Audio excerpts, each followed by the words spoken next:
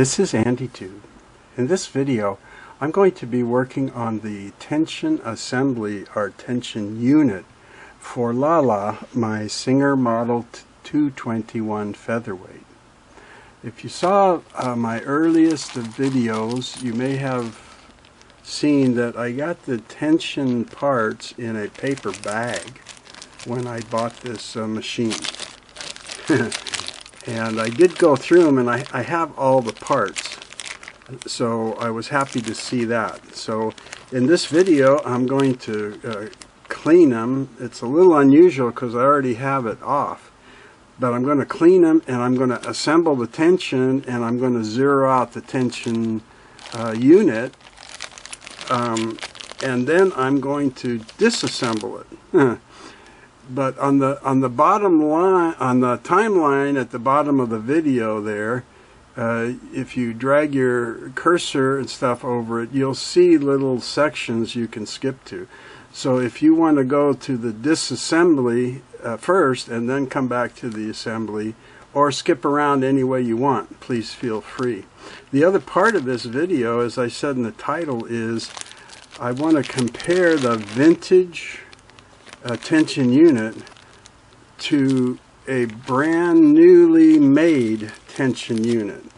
These are available all over the internet, and when I saw used tension units from $20-some up, this I bought on eBay from a reputable buyer I know. I mean, I know of them. I bought many things in the past, and it was $21.45.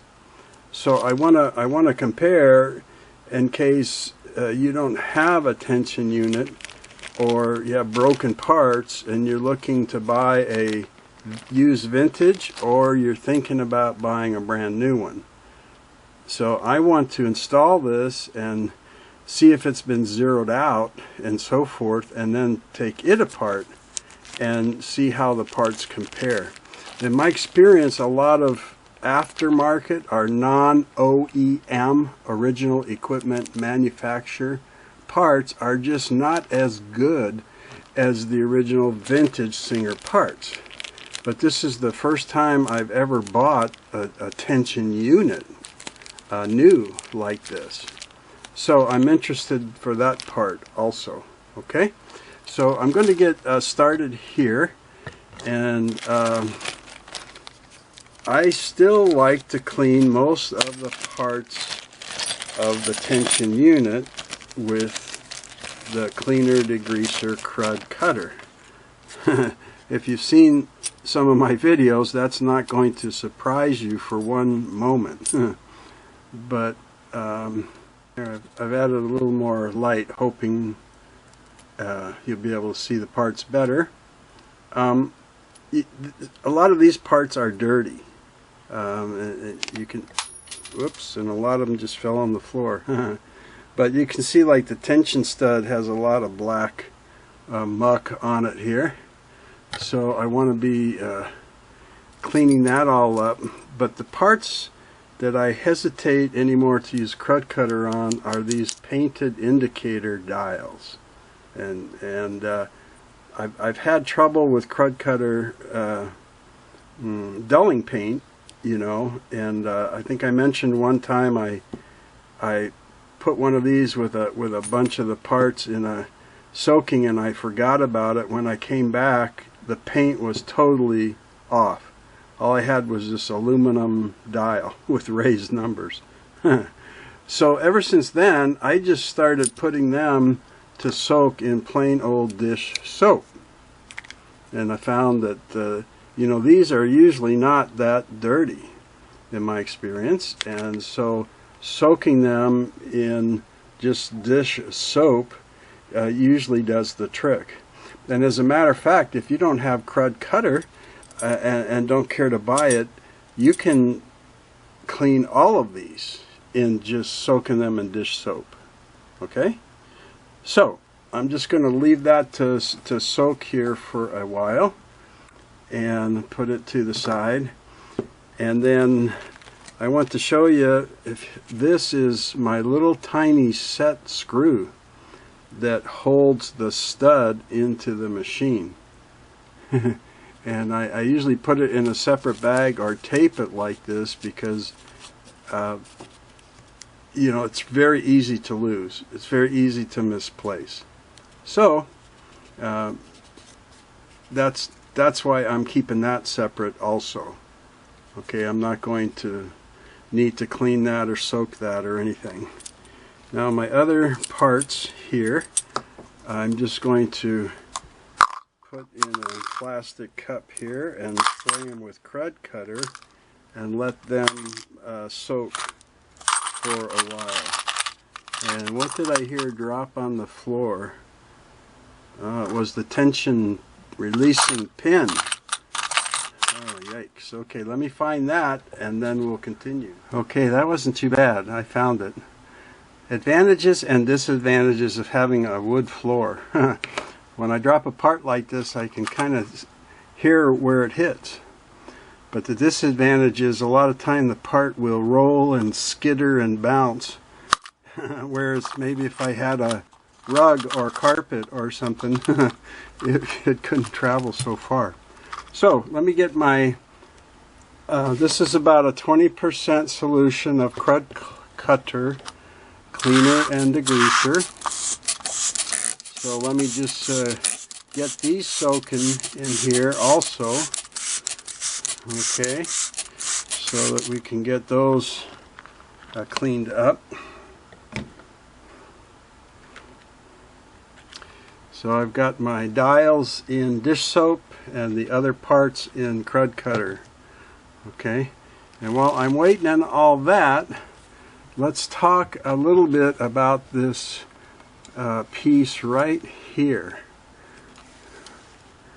Okay, this is called the tension unit thread guide and spring rest, and it's held on with one screw screwed right into the body. Most Singer machines, vintage machines, have this. This is what it looks like when it's not screwed on, is something like this. Some of the slant needles have a double two pieces like this, but this one has one, and this big chrome curve on the front is for when you're threading it, you drag the thread across that and it will go right between the tension discs on the tension unit.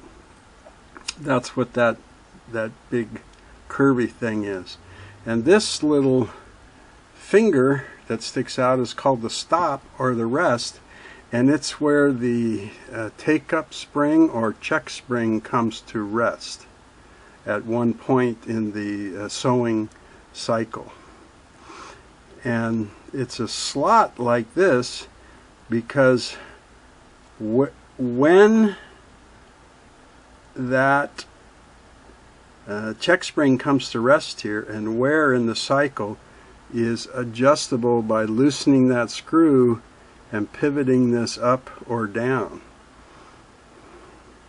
Because as the needle penetrates the fabric, you want the check spring to rest on the stop so the hook can grab it and there's no tension. And that's called setting the stroke. And I may describe that in a later video. I've done stroke and tension before. If you want to search for that, setting the stroke and tension. So I just wanted to show you that. I had taken this off and cleaned around the body.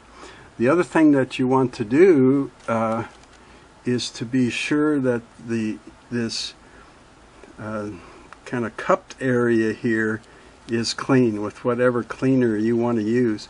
Sometimes even you can use just sewing machine oil on a rag or a Q-tip or cotton bud like this, and just go in there and get all of the grunge and everything out of there, because part of the take-up spring or check spring goes in there, and you don't want it to be in a dirty area where it doesn't function properly, and you can clean out the hole for the stud that goes in there too. Okay, so we get that nice and cleaned up, and you want to be sure that when this is attached, it fits right around this little raised ring, because it has to be flat around that ring of the body. That little ring sticks out about a 1/64 of an inch for this thread guide to fit on. And if it is warped or not flat, you want to do your best to flatten it or replace it. Okay, so let's look at our dials in the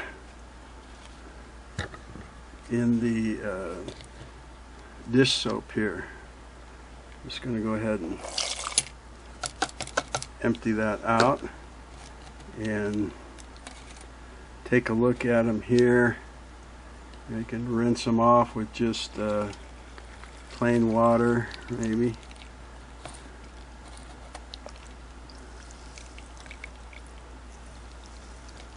Get the dish soap off of them.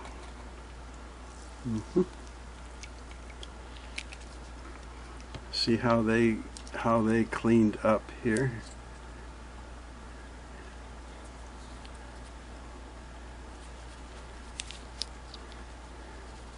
You can see the worn area on this.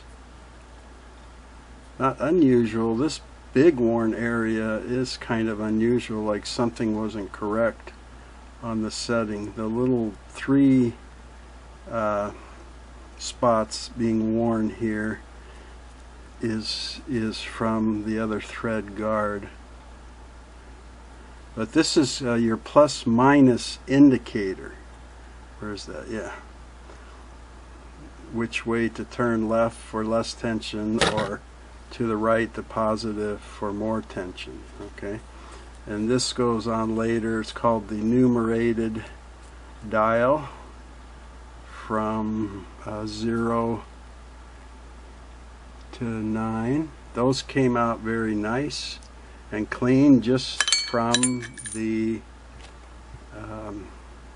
the dish soap. Now let me look at this parts in here. This spring was black with gunk, and it's looking pretty good here.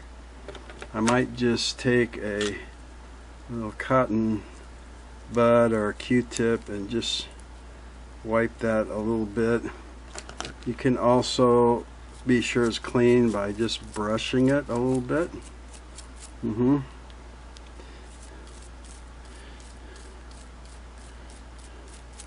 And the spring is good. It's not bent, it's not sprung, and on the last coil there is a small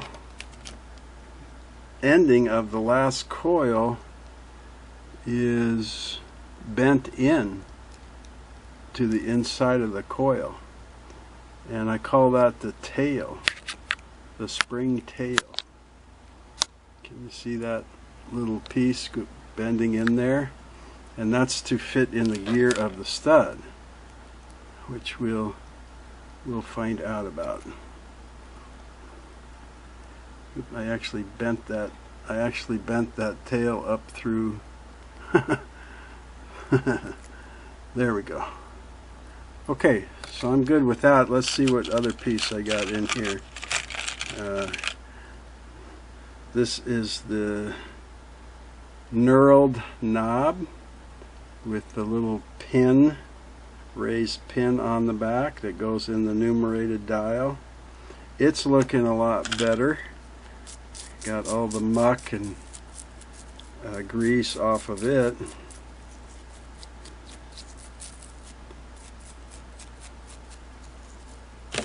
Again, just I'm going to be sure that that's clean in there. If you have some of these you know, detail brushes, you can clean that with this also. And these are good to clean the little hole for the stud up in there too, if you have those. Here's sorry, these are slippery. This is the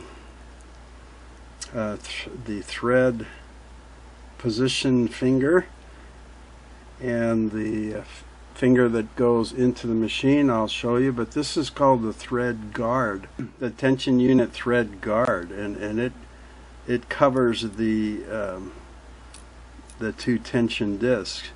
And you see these little 3 raised bumps right there. Can you see those? That is usually what wears those 3 marks, because it goes like this. It fits together like that.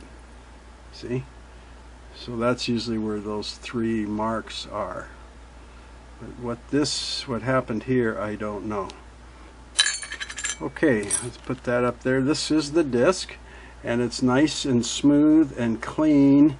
I don't have any gouges or big scrapes on it or anything to catch the thread, so that looks great.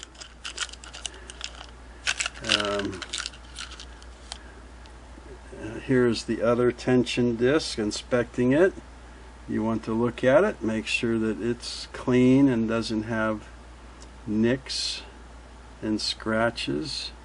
You can see there's a flat spot in the center of the disc there, and those 2 flat spots go together, and that is what presses on your thread to put tension.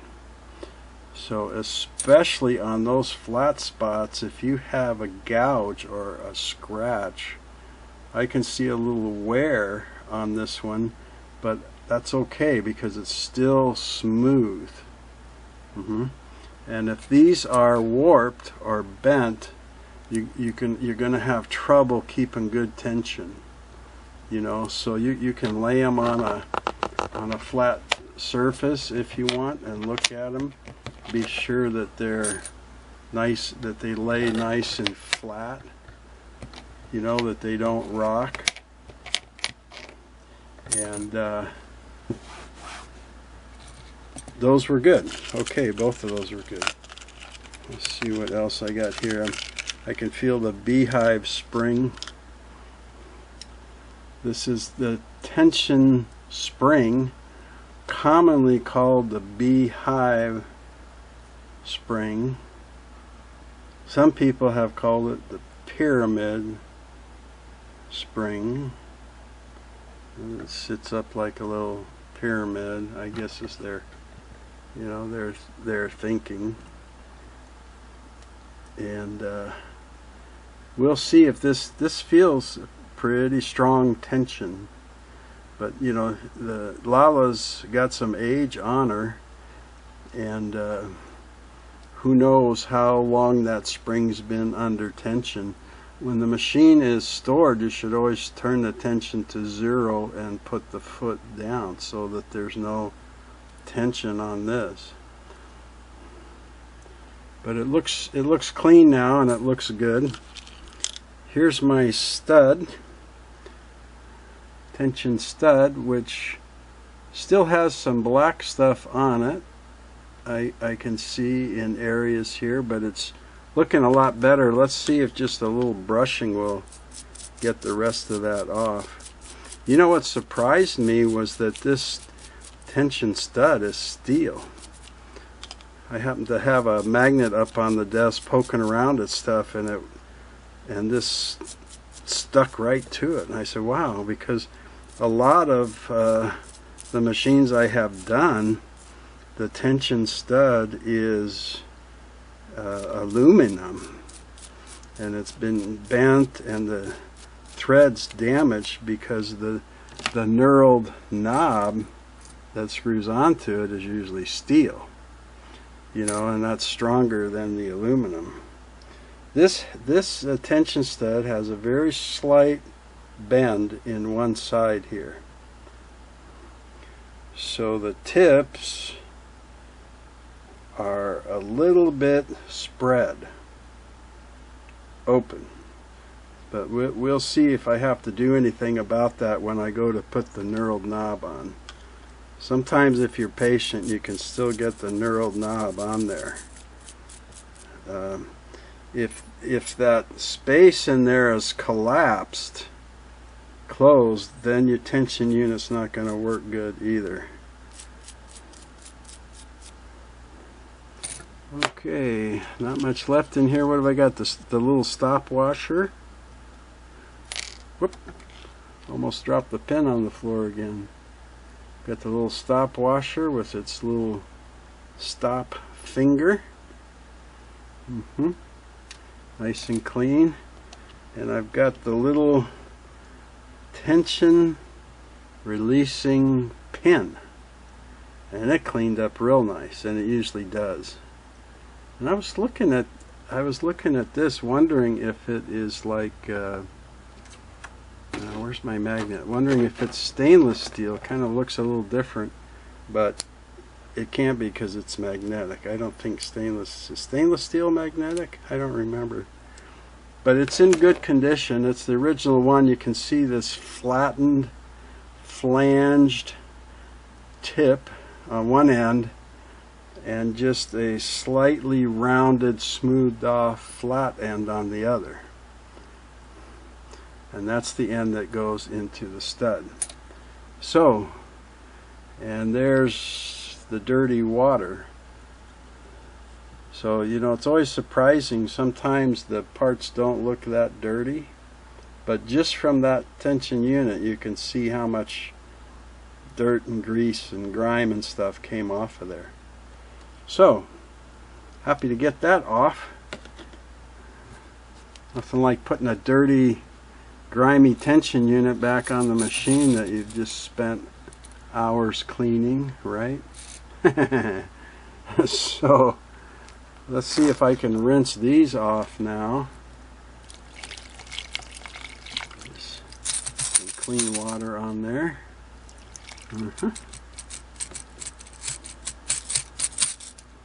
Okay, let me put all that stuff off to the side here.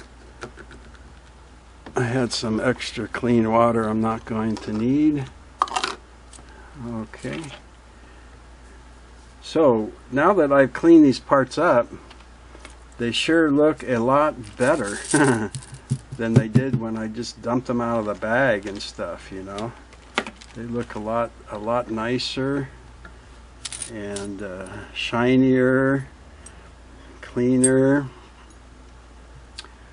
So my first impression is that this is going to be very usable. It's in good enough condition that I can reassemble it and zero it out, and it's going to be okay. I just want to get it dry. Somewhere in this series for Lala, I think I mentioned the must for rust, which is the rust remover that I have used.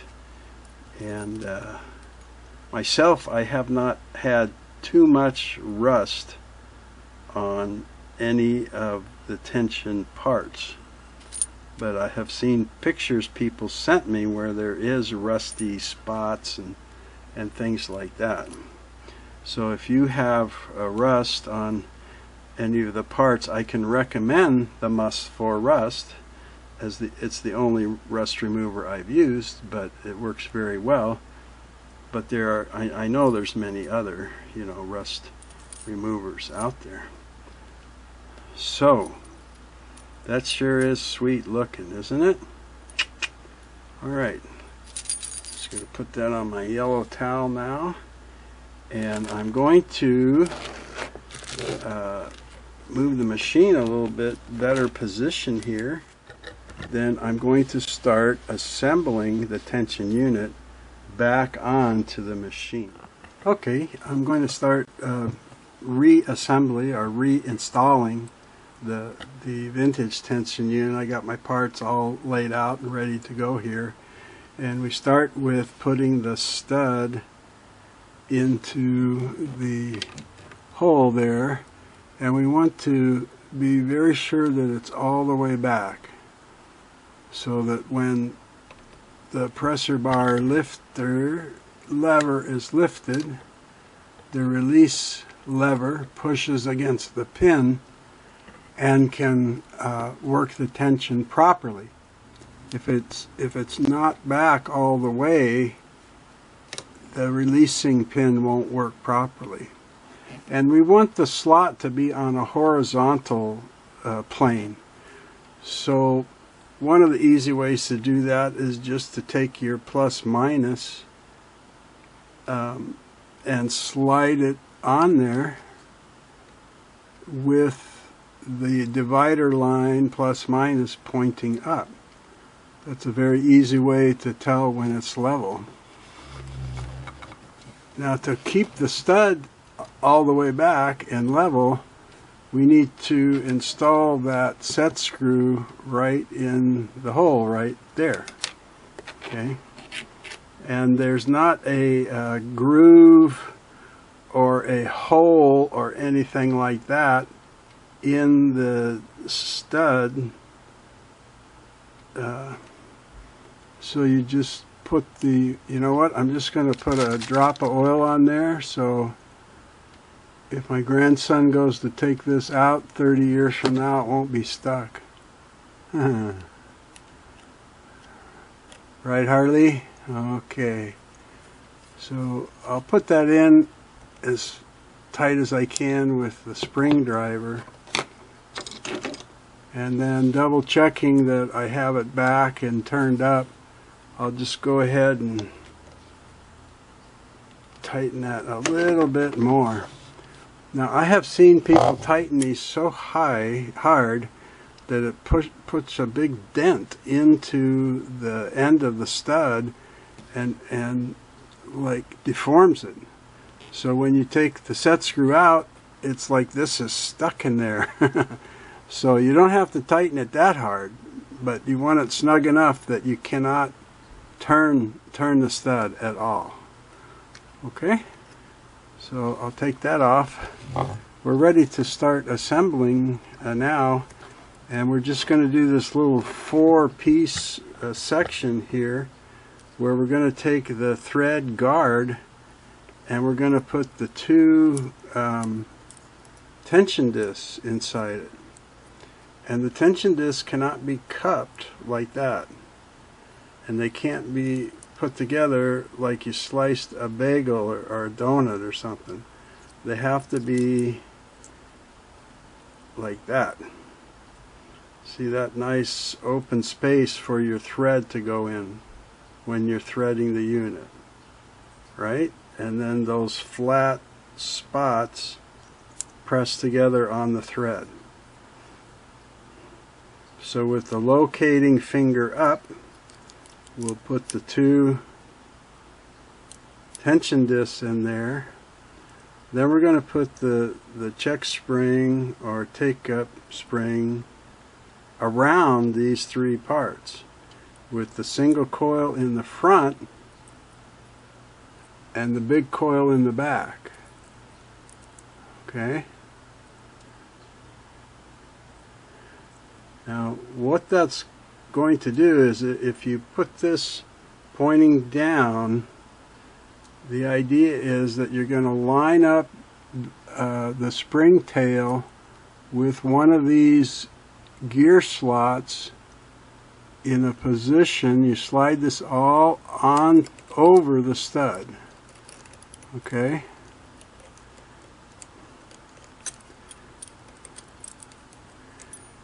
And we want this hanging straight down, and we push that positioning finger into the hole in the machine. See, and that keeps the thread guard from turning, right?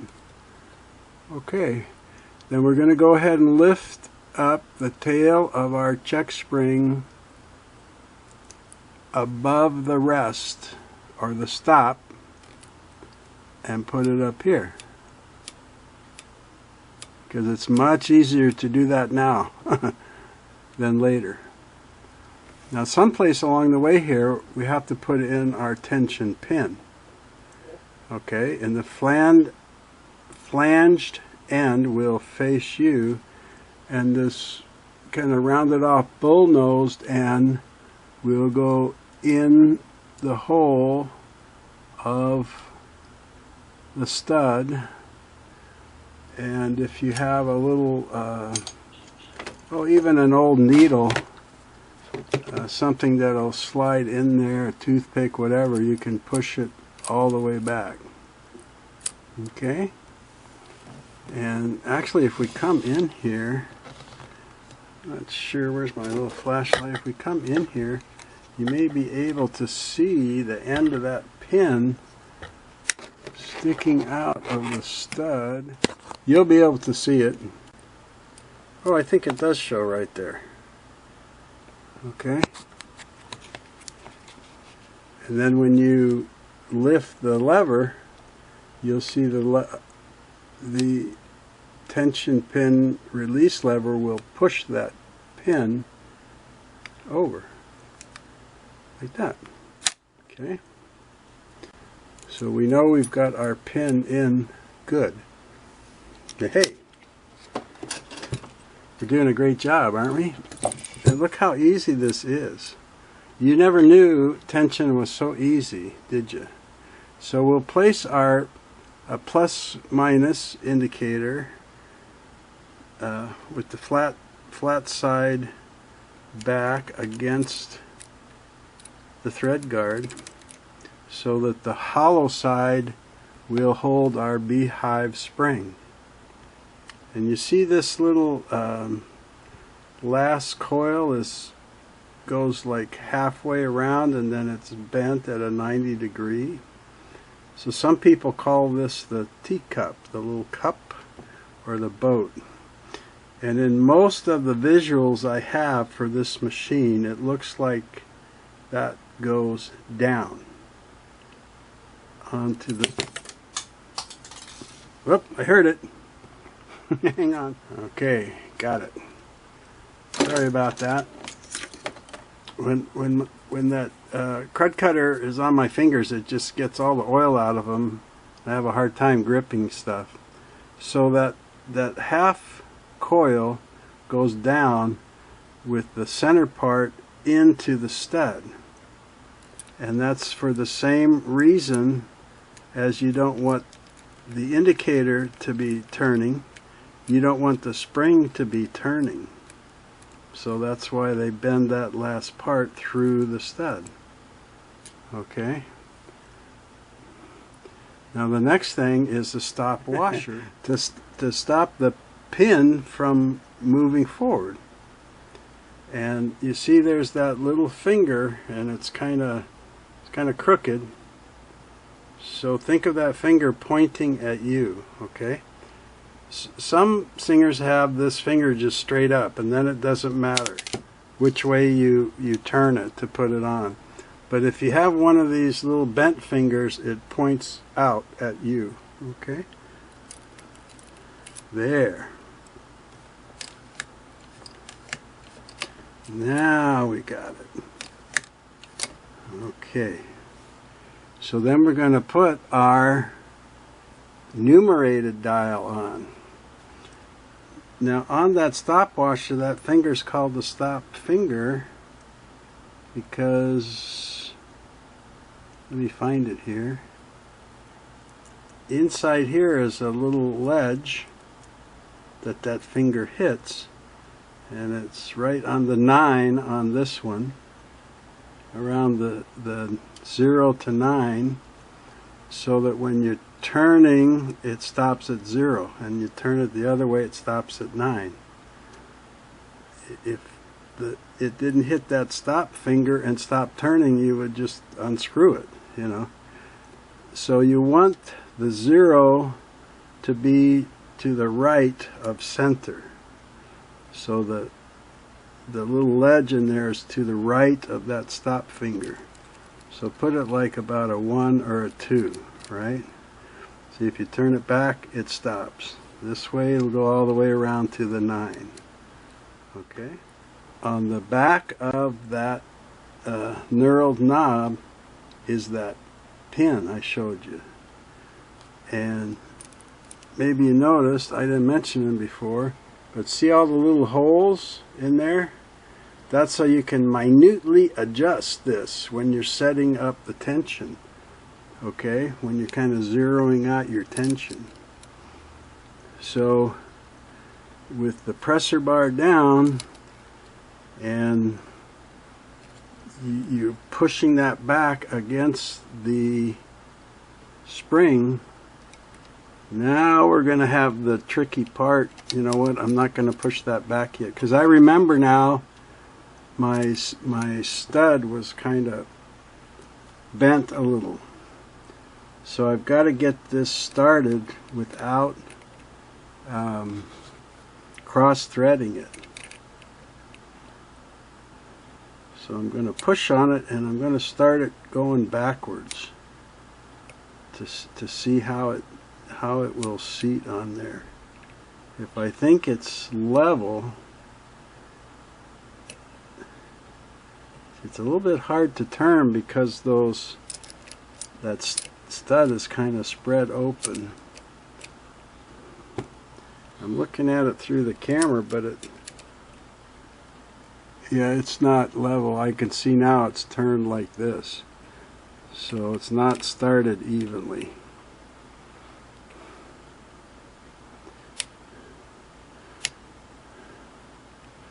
Usually if I kind of push it on hard but turn it backwards a couple times, it'll find a nice starting place. And oh man, that's way too hard to turn. Nobody's gonna like that. Yeah, it's just too hard.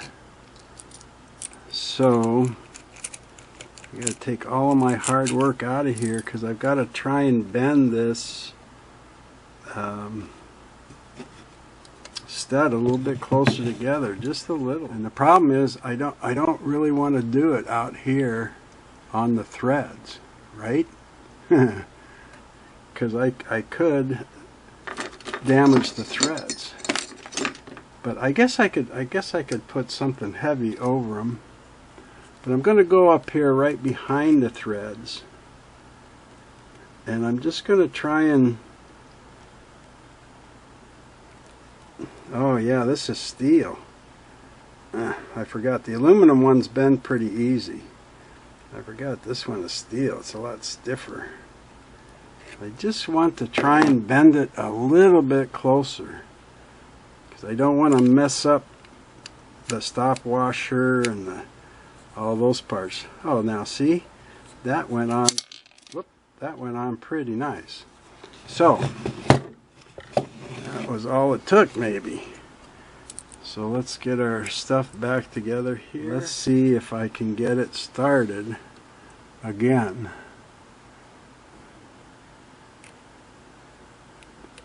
Start it going backwards. Oh, it went on nice. Okay, now I'm going to depress the numerator dial and everything this way to have some room to get my dial turned on. Okay. Hey. So now you see, if I turn it left for less tension, it's going to go and stop between the 0 and the 9. Right where that little stop finger is. If I go more tension, 1, 2, 3, like that, okay, then it'll go up and stop again on the other side between the 0 and the 9. So I know I've got that assembled right. The question now is how much tension, because at 0 I should barely have enough that the thread has a little tension when I pull it through. So I got to get some thread here, and we're going to give it a try. Hey. So now what we want to do is zero out the tension unit. And the way that most of the service manuals talk about this is setting the dial to the 0, and then we're going to thread the unit, and what they talk about is just putting the thread between the tension units like this.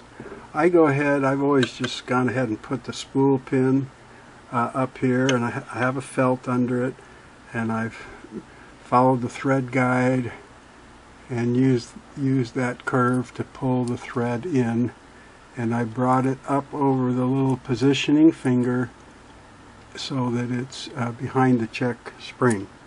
Okay, then I'm going to pull it, and we want a barely perceptible tension when we pull the thread up. And I look at it like moving the check spring, okay? Because what's the definition of barely perceptible? my idea of that might be a lot different than Singer's or yours. So one of the old Singer fellows I met years ago told me the featherweight was about 25 grams. And I think the slants were more of about in the 30 range, if I remember correctly. Now, I watched a video on the Featherweight shop where I believe they said 23 grams was the best for modern threads that we use now. But if we look, if I'm pulling it along here, I see that my check spring has to come almost straight up before the thread starts moving through the tension. Now, let's go ahead and put the foot down, okay? You see how it's pulling straight up, and then finally the thread starts to move, okay? So I've always considered that a little too much tension at 0. And the nice thing about this tension unit and the 301A tension unit are those, remember those little holes I showed you in the numerated dial? It's so that you can fine-tune this. You don't have to remove a set screw and mess around with it. What you do is you push that numerated dial in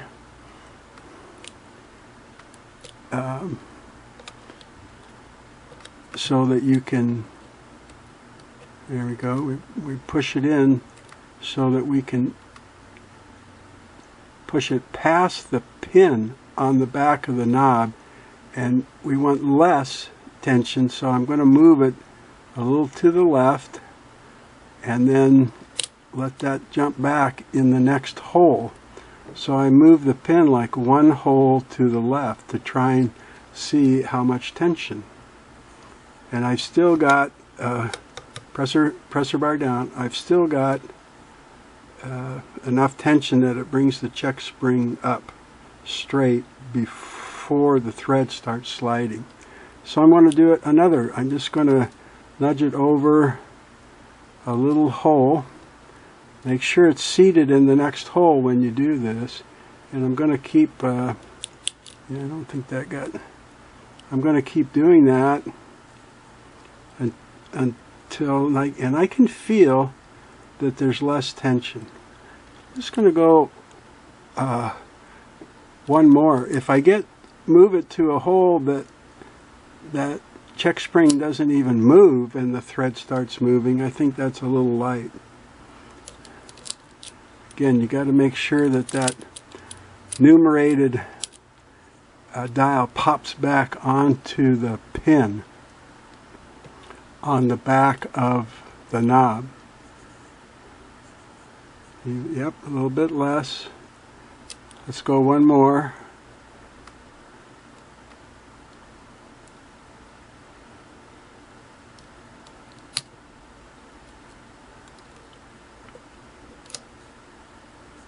Nope, I'm not getting it on. There we go. Pop it back on the hole.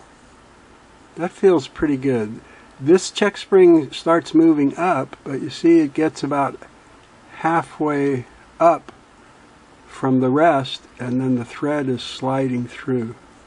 So that's a pretty good feeling for me. In my opinion, that's what Singer was trying to describe. Okay. Now, years ago, I saw this tensometer sold by the Featherweight shop. And I've seen some professional tension meters, usually made to set the tension on bobbin cases, and they were like $50 and $60. But I found this one on the Featherweight shop for like $7. And of course, it's nothing fancy here, but how often do you use this, you know? And it's basically, you can hang it from something if you want, or support it. It has a weighted bottom. It has a clip to clip on the thread, and then it has a double-sided index. And this side is grams. And as you start pulling it up and the thread starts dragging, you see how it pulls the weight up to the right, and the indicating arrow is telling me like right there is about 25 grams. Okay?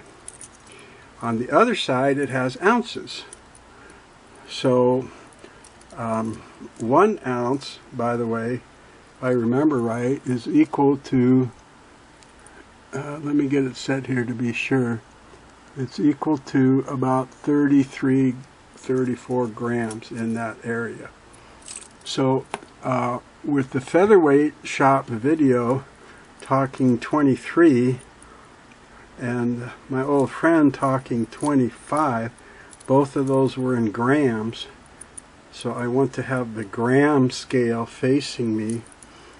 And when I lift this up, you're not going to be able, it's going to go off screen, right?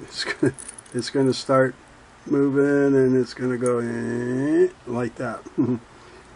And I guess I could try and follow it, but what I'm looking for is to get the tension so when it's about, let's see, right there is 20. And then there is 25. See, so I want it kind of close to that 25. Now I noticed the other day when I went to see if they still sold this, they do, but it's better. The metal is black and the numbers are silver. This is all silver on silver, and it's harder to see. And their new one, it's brilliant, you know, to have a black metal with those bright silver etched out numbers. It's very easy to read. So I'm just going to come and clip this on my thread just up above my check spring. Okay, and I'm going to start pulling this up.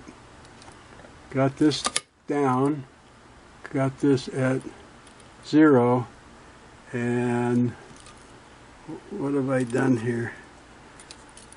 Oh, I did it on the wrong side of the check spring. Sorry. I keep trying to do this through the camera, and my little 2.5 inch camera screen doesn't always. There we go. So let's see what I got there. Actually, that's about, I wish you can't really see it up there, but it's about 18. So I think I'm a little bit light. I went back one too far, maybe. So I want to put a little bit more tension at 0. So I'm going to push that dial in, and for more tension, I'm going to go to the right, just like my plus sign over here. So I'm going to try and move it up one hole, get it locked in, popped in the next hole. I'll come back and move my tensometer back down here so we can kind of see it at least in the beginning. foot down, and now I'm pulling it up, and it's about 20 this time. So by moving it a hole, I added about 2 grams. So I'm going to push it in.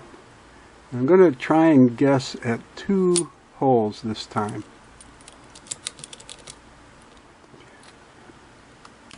So the Featherweight store has probably done this a few thousand times, right? So if they feel that on a featherweight like this, that 23 is the optimal tension when you zero it out, I've got no problem with that. Yeah, I'm going back 1 to the right because that was a little bit light. I'm looking for something about 23 to 25.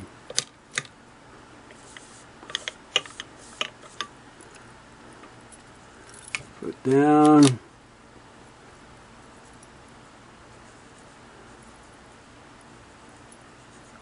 Yeah, there I am. Right, I'm just about 23 right there. 22 maybe. So I got all the time in the world, right? Let's try one more click to the right and see if that makes it too heavy. Yeah, that took it past 25. So push the Newton number dial in, turn it left, pop it in the next hole, pull it up. There we go. I'd say that's about 24. So I'm going to call that good. And now here's the other thing that Singer says is when you've got what you feel is zeroed out. Let me unclip this and get it out of my way here. Sorry. When you feel that you have it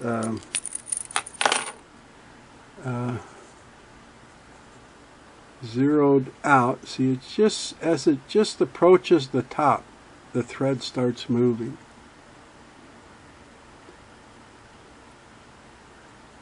See that?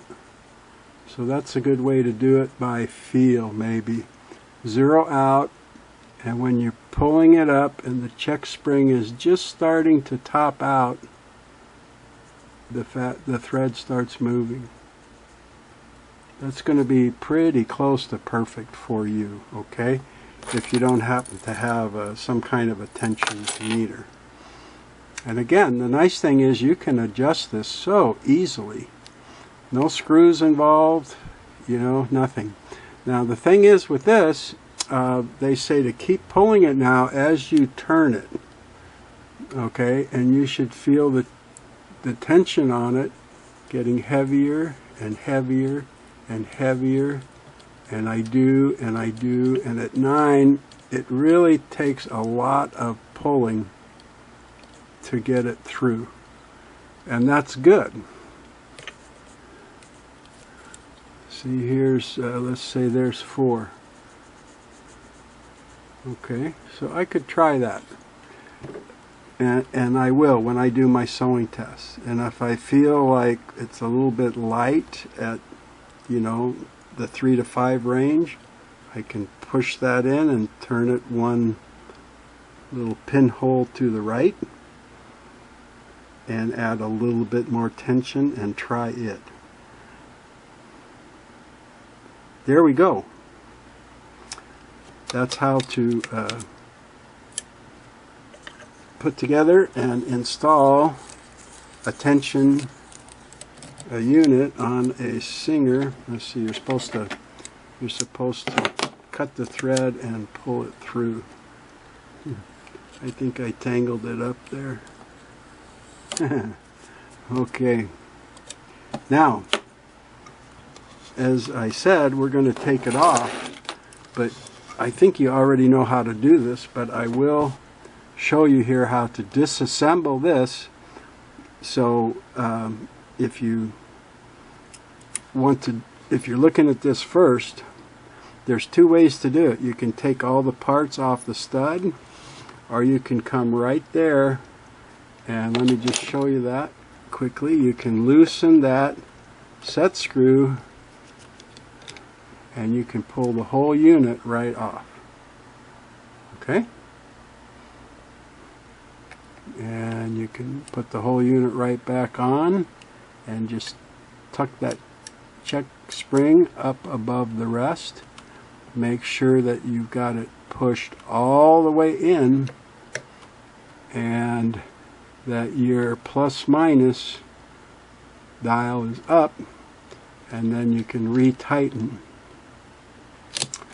So some people don't like to take it apart. They want to clean it, but they don't want to take it apart. So they'll turn it to 0 to have the least amount of, tension on it. They'll loosen this, they'll take the whole thing out and put it and soak it in soapy water or alcohol or something and get it softened up, and then rinse it with water, dry it with the hair dryer, and just put it back in and tighten the screw. That way you don't lose your 0 out setting, whatever that was. The other way to do this is to disassemble it from the stud. And I've had people say, that set screw is so hard, or I don't have a good screwdriver, I'm worried about stripping it, so I'm just going to disassemble, clean, and reassemble. Or my check screw is bent, so I'm going to have to disassemble it anyway. So the same thing here, okay? Foot down, turn it left to 0 for less tension, push back on the numerated dial to get it off the pin, and you can take this knob right off. Right, remember the little pin there? Okay. Now everything's just going to come right off. The numerated dial, the stop washer with the stop finger, the beehive spring or tension spring, the plus minus indicator, and the assembly here of the take-up spring or the check spring with the thread guard and position finger, and the 2 tension discs. Okay, and then what you've got in here is the releasing pin and the stud. Okay, so that's as easy as that is to disassemble. Now I'm going to go ahead and turn that. I'm going to go ahead and take out the stud and the releasing pin, and I'm going to put all these parts aside because, as promised, I want to try out this brand newly made tension assembly that says it is for the 221 Featherweight. Oh brother, if I can even get it open here. And I will put a link to this in the description below the video. People ask me, why don't you put it at the end of the video? The only thing I can link at the end of the video is other YouTube videos, mine or somebody else's. I can't put an outside link on the video. Okay? So in the description below the video will be a link to where I bought this, and I'm pretty sure it was $21.45. So there's the plus minus. You can see the numerated dial.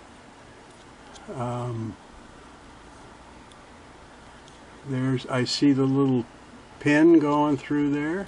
I don't want to change anything because I want to see what they have their 0 out at.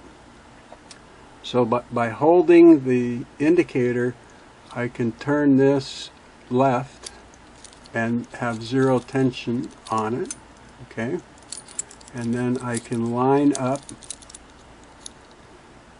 my plus minus with the finger, but I want to get this out and turn it because it should be more like straight down, just like I showed you on the other one. When I'm done with this too, I am going to disassemble it to see how it compares.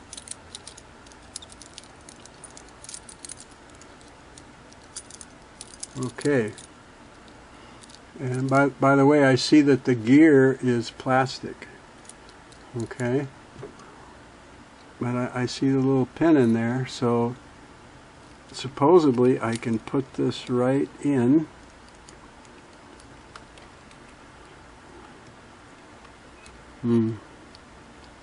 Uh-oh. It doesn't want to go into the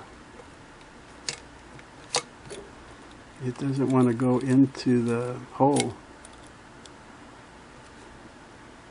This doesn't want to go into the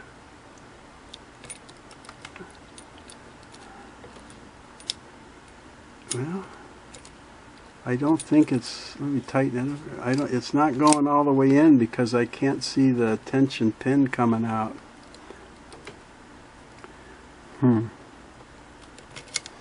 What's going on here? Have I done something improper? Let me go back here to put 0 tension on it, get it all nice and loose. It seems to want to pull the spring way back here. Let's try it again here.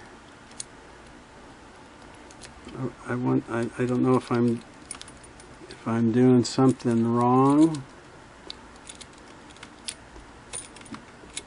That seems a little bit better. This really seems to be fighting going in. Let me get the old thread guard and see how easy and loose that is going in there. And the gear, tension pin going right in there. Okay. Let me loosen the tension screw if for some reason this stud is a little bit bigger around.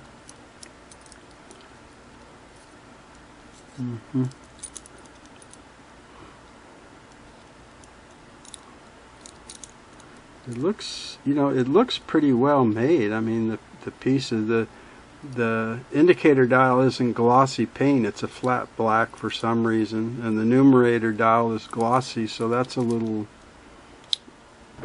odd looking. But let's see, that seemed to go better. Let's see, I'm still not getting the pin through there. I don't think that it's, let me really work it around there and try and tilt it up and in.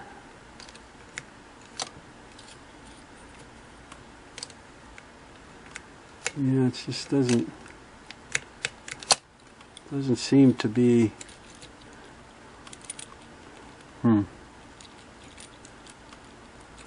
Okay, well.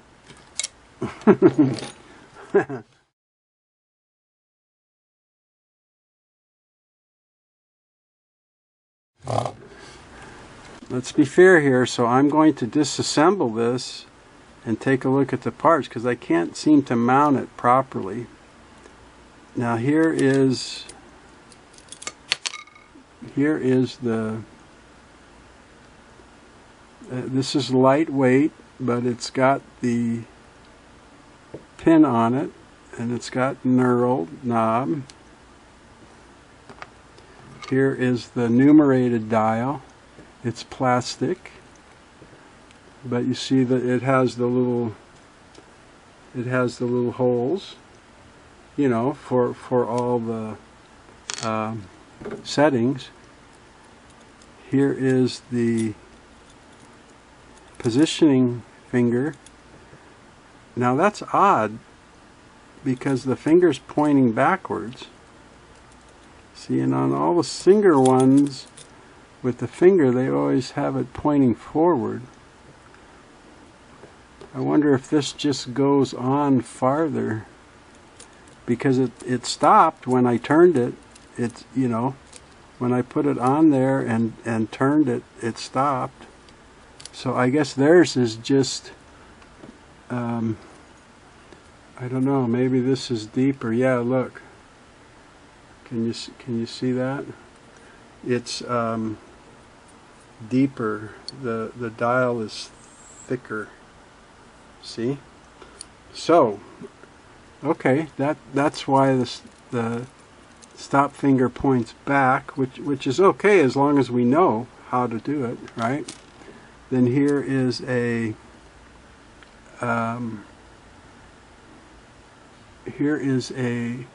beehive spring without the centerpiece, without it being bent to go through the stud.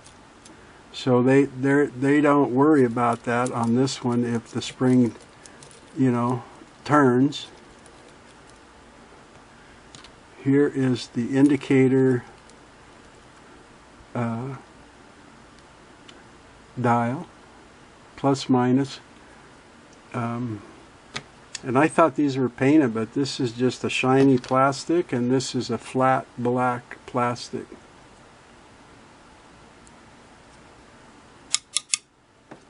Right? It's not, feels plastic. It's hard, but it feels plastic. Now let's take a look at the assembly here. So we can pull it off of the stud. Okay. And we've got a nice looking check spring with a tail, spring tail there. It looks well made. And you can buy these in many places online. Here are the two tension discs. They're metal. They're a little bit lighter weight than the original, but that's very common. If you remember, I mentioned a lot of aftermarket parts to me do not seem as well made, you know, but they're metal and everything. And then here is this thread guard with the dimples, and I see a difference in this. This is a lot lighter weight than this, but I don't know if you'll be able to see this, but if you see how this is formed, it's like rolled, and this one isn't rolled as tight. So it's thicker, it's fatter, it's wider. And let's see without any of this if it goes in there. Okay. Yeah, see, I have a problem with that. It goes in just a tiny bit, and then it doesn't want to go in more without pushing real hard. And the original one just goes right in. See that? So there is some quality control here where this hasn't been rolled, and when I'm looking at it here, I see it's a little uneven. Like this side didn't get bent around whatever they use, the presser or whatever. So how can I fix that? You may be asking, because I'm asking. Let's see. Here's an old nail. Let's see if it's a little too big. I want something to be in there when I press it so it doesn't flatten out. Let me see if I can find an old sewing needle here. Something to put in there.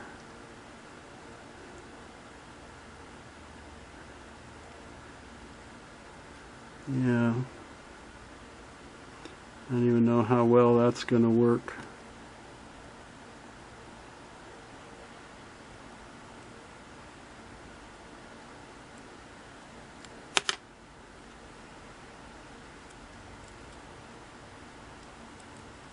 I got the original one.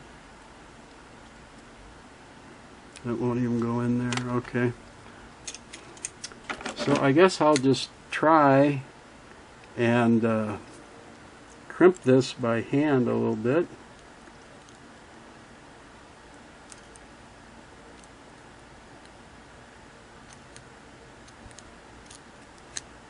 Trying to make it a little bit narrower, right?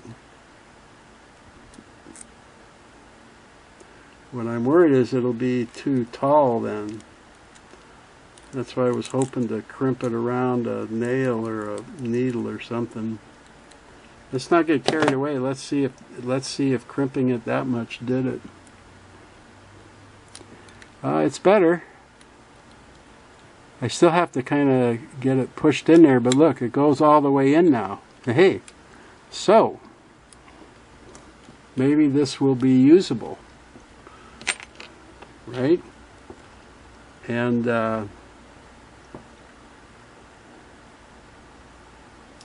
let's see, here's the tension stud, new to old, right?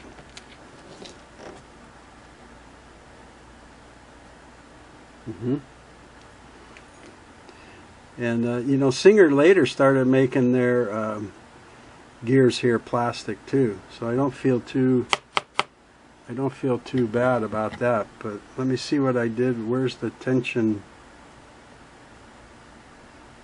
Here's their tension pin. So let's put it back in there.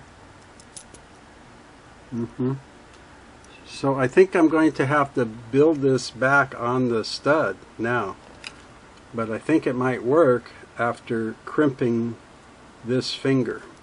Okay, so let's see if we can get this new one to work now. So I'm going to put in the stud with the pin is already in it there, and I'm going to push it in and see if I can get it to the back all the way.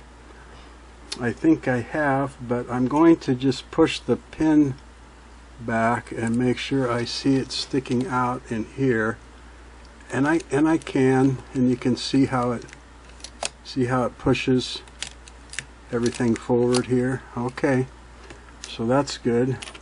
Let me put the indicator on just like I normally would during assembly and point it up and push it in. Grab my screwdriver, and I'm going to tighten the set screw, of course, now to hold this new tension stud in place. Nice and firm. Okay, can't twist it or anything. Let's see how I did here. Looks pretty good and level. Okay, then just as I did with the vintage one, I'm going to assemble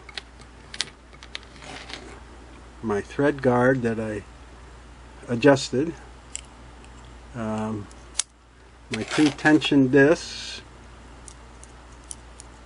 facing together like a kind of open yo-yo there, separation.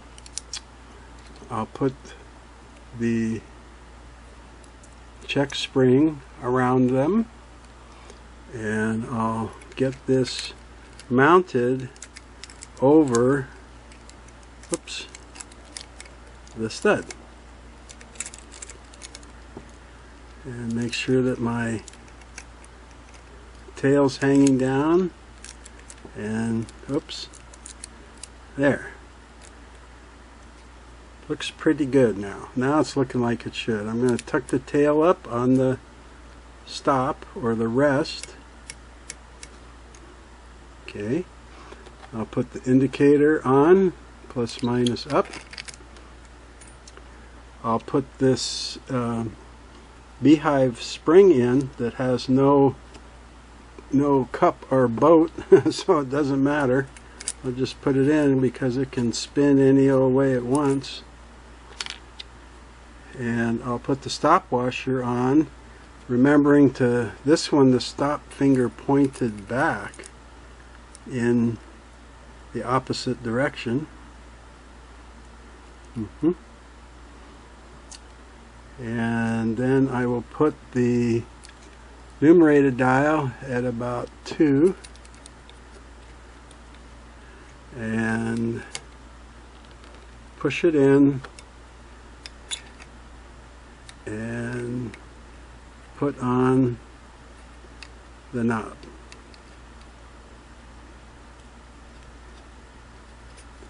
See if I can, there we go. Okay, turn it this way, it stops, and turn it the other way and it stops. So unfortunately, because I had to kind of, well, I guess I didn't have to disassemble it now that I think about it, but I did to try and fix that finger. So I don't know what the factory, oh, wait a minute. What's wrong here? There we go. At first that didn't seem to want to, it's kind of getting, it's kind of hung up here. What's wrong here?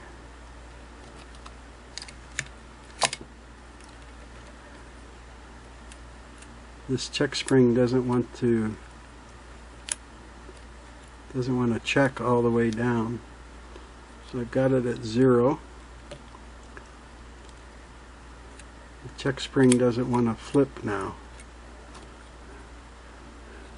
Let me push this in and make this very loose. Okay, now it does. So what did I do wrong here?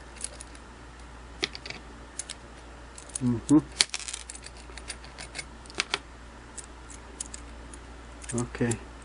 Now I have before put this spring on where it went inside the stud, so I thought maybe I messed that up. But it's outside. Okay, that's normal operation.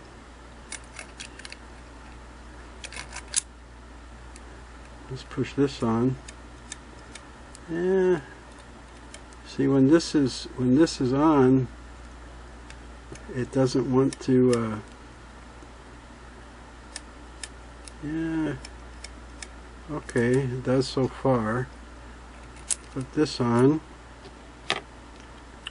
Put my stop screw or stop washer. Okay, get the numerated dial on.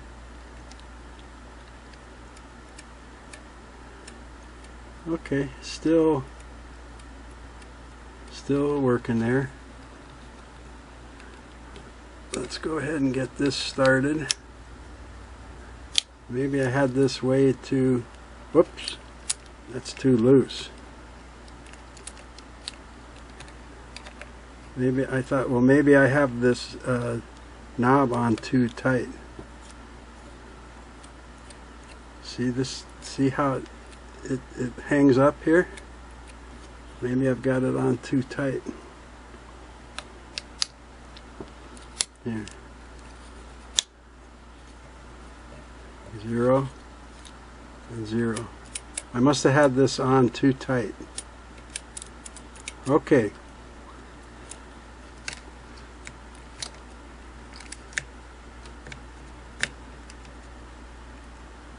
Huh.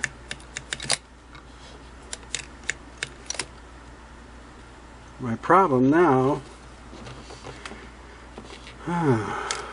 is that the pin isn't coming out very far.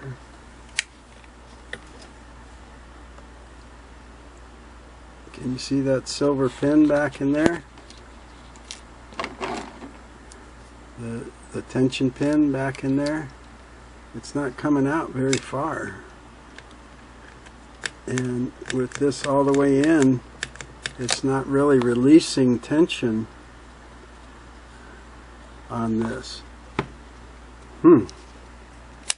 Have I still... See, this is 0. I mean, look at how loose this is. But I should still see a tension pin coming through here enough that it would release tension. Let me put it on 5. I see the tension pin, but it's... Oh boy, I don't... Okay, I'm gonna try it. I'll thread it and try it and see if I'm able to set it for 23 or 25 grams. Let's see, if I tighten this at all, like that's just 4, then this isn't working right. This doesn't, kinda. Okay. All right. Let me get the thread, and I'll try and thread it up and set it, do the 0 setting. Okay, let's just let me first do a gram reading here to see how close I got to 23 grams just by during the assembly. And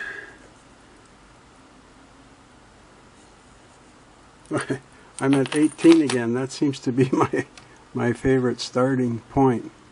So, oh wait, I didn't put the presser foot down. Maybe that will make a difference. Sorry. Now let's try this again.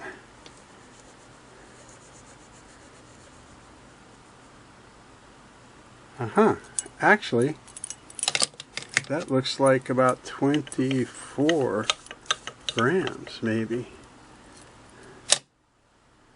Let's take a look at it again. The idea is that you pull pretty steady, you know, so that the needle doesn't, every time you stop it can kind of settle in a little bit. Yeah, no, I'm at 20. Okay, so let me push this in and I'll try one hole to the right with my little pin there and see where that moves us off of 20, but to where, right? I like this little tensometer. You know, I mean, for $7, and how often I do this like once when I'm restoring the machine, so it doesn't seem it doesn't seem too bad, but it's kind of a fiddly little contraption to work with. Let's try it again here.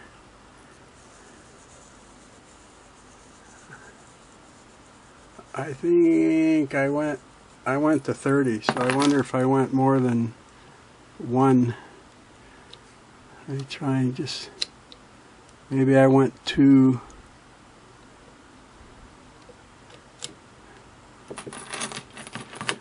I'm thinking maybe I went 2 holes back.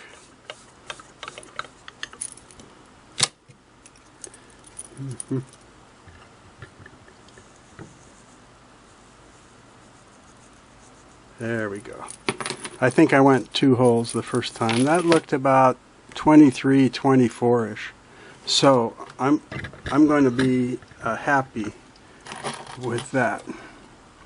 So I got this down. I'm on 0, and it's kind of like this. It's kind of acting like the vintage Singer one, where it comes up before the thread starts moving through it. Let's see how this thing is working now.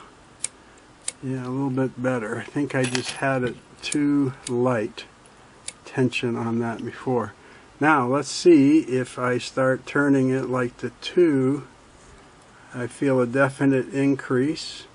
4, yep. Yeah, so as I turn the knob to put more and more pressure, I definitely feel more pressure on the thread. So we're zeroed out to about 23, maybe 24. So let's put this at 4, let's say. Make sure, yeah, I got good tension on it. Now I want to lift this up because I see it's not releasing the tension. It's not moving the tension spring back. Here, let me move it like this. So when I lift this up, it's pushing on the pin, and that pin should push on the back of the indicator crossbar, and it should move it forward a little bit so that there's no, there's no tension on this. But it's not moving this forward. And I've got plenty of, well, let me put a lot of pressure on that. That's not going to make any difference though.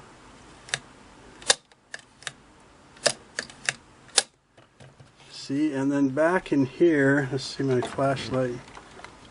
Back in here at the where the pin is coming through here,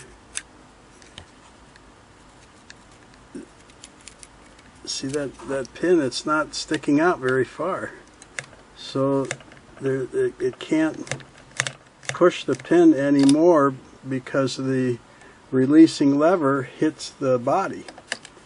It's acting normal. I mean, this all worked great on the vintage Singer. That is a little disappointing, but for an aftermarket part, I'm not that surprised. So let's review this then. My vintage Singer one cleaned up okay. I had to work on the stud a little bit so that the knob can get on and turn normally, but the tension set good. When I lift it up, pushing on that pin releases the lever. It works normally. This one, the parts were a little different. Like the beehive spring didn't have the crossbar, the cross centerpiece. It just spins. That's okay, as long as it works. And as far as putting tension on it, it's working. It's working normally. Same thing with the little finger of the stop washer pointing back. It's because this number dial is thicker, so that pushes the knob, the little button inside, the stop button, it pushes it back. So that's fine. It all works together. It's a little disappointing that the number dial is shiny black like the vintage one and the machine, but the indicator dial is a flat black paint. And I don't see why they did that. It's got the plastic gear on the new one, but the problem here is that from what I can see, the tension releasing pin is too short to work on this Featherweight. It's just it's too short. It's not long enough to get in there and press and move that indicator out so that there's no tension on the disc. So it's funny because sometimes when I see, not this particular one, but I see other new units for sale where they say it'll work on work on this Bernina and these Genome and these Pfaff and these Singers. You may need to shorten the tension pin. On this one you'd have to make yourself a new pin, which I've shown in some videos, where you just take like a steel finishing nail, and you pound the head down flat if you want the spatulated end like the original, or you just cut it off, and you definitely want to cut off the naily, pointy, you know, and you make it like maybe I don't know, a 64th of an inch longer or a 32nd.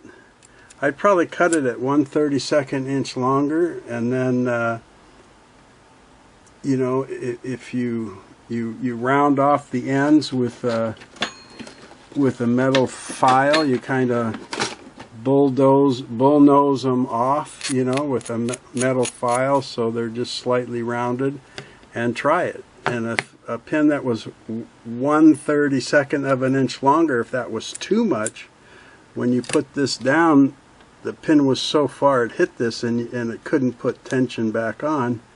Then you take it back out and you trim it a little with your side cutter, or you file it down some more. So this would be usable if you know, if you wanted to make a new pin. On this one, if I wanted to use it, I'd have to make a new pin. Okay, that's it. Matter of fact, I think I got something from before, like, yeah, here's a pin I was fooling around with. No, let's see, where is it? Here it is, where I hammered down the end, the head, to make that spatulated end to go against the indicator dial.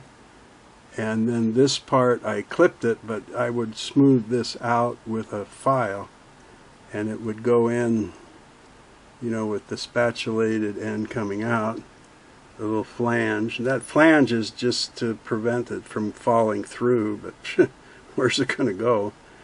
That's why I said you could just cut both ends of a nail and smooth out the ends and keep working on it till you got your length. So, you know, when I was looking around, I found a good deal on this one. I'm pretty sure it was $21.45. Like I said, I'll put the link in the description below the video, because it's just a vendor where I bought it.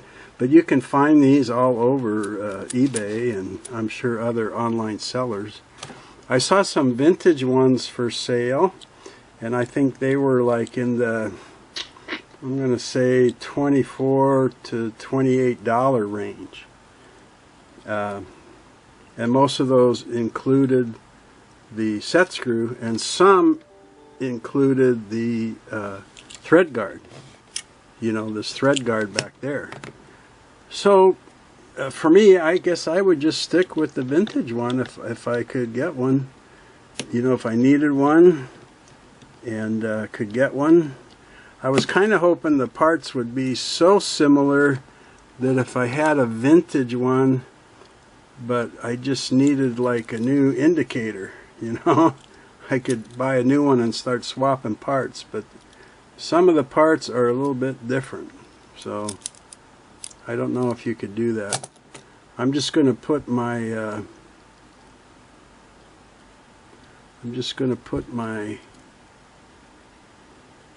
vintage one back on there, and I thought maybe I didn't have the tension stud, this part, all the way back in, but I did. And yeah, here's my, now let me set this Singer one at 4, and I'm going to raise this, and you should see this indicator plate move forward, and you see how these are tight, and then when I'm going to lift it, you see how that moved forward, and now it's loose. See? So that's why you lift this up to remove your work from under the needle, and there's no tension on the needle thread as you're dragging it through. Then when you drop it down and you set your tension, then it's tight. Okay, I'm sticking with the vintage on that one. There is a workable alternative here, and it's not that bad, you know. But I think if you bought it, just plan on that you'd have to make a new pin, and then if it worked perfectly on your machine, then hey, Surprise, right? Hope for the best and plan for the worst, I think. Okay, that's the two vintage and aftermarket tension units for Lala, my Singer 221 Featherweight machine. Right? My vintage and my aftermarket. Thanks for tuning in. I've almost got Lala back together here, and pretty soon I'll be doing my first sewing test. I'm working on a different foot pedal, a different foot controller for her. I'm looking for a black original button style with the 3-way cord. Thanks so much. Try and stay sane.